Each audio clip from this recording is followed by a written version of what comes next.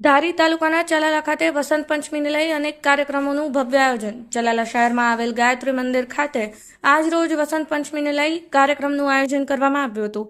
કાર્યક્રમમાં મોટી સંખ્યામાં વિદ્યાર્થીઓ તેમજ ભક્તો જોડાયા હતા. ત્યારે ગાયત્રી ધામના વડા રતિદાદા ડોક્ટર તેમજ ભારત એવોર્ડથી પ્રાપ્ત થયેલ મહેશભાઈ મહેતા દ્વારા મહાઆરતી લેવામાં આવી હતી. તેમજ આ કાર્યક્રમમાં ગાયત્રી મંત્ર તેમજ મહાયજ્ઞનું આયોજન કરવામાં આવ્યું હતું, જ્યાં સમગ્ર આયોજન ચુતલબેન મહેતા દ્વારા રાખવામાં આવ્યું હતું.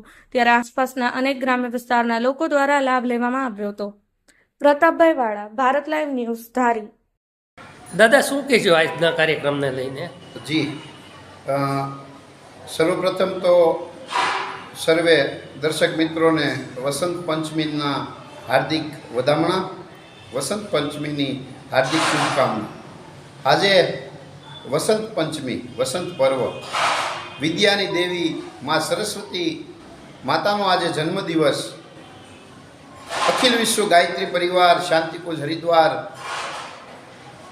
જેમણે સ્થાપના કરી અને ગાયત્રી પરિવારને જન જન સુધી જેમણે પહોંચાડ્યો, 24 વર્ષ એ ગાય રાખી અને એ ગાયની જવ ખવડાવી અને જવની મોળી ભાખરી અને છાશ ખાઈ અને 24 મહાપુરુષણ કરી અને વેદ માતા ગાયત્રીને પ્રસન્ન કરી અને જેમણે વિશ્વના કલ્યાણ માટે કામના કરી એવા પરમ પૂજ્ય રામ શર્મા આચાર્યજી ગુરુદેવનો આજે આધ્યાત્મિક જન્મદિવસ.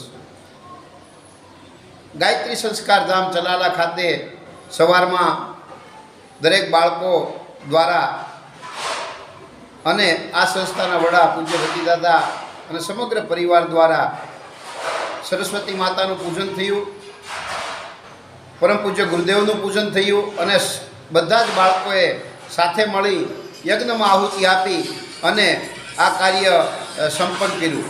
વસંત પંચમીની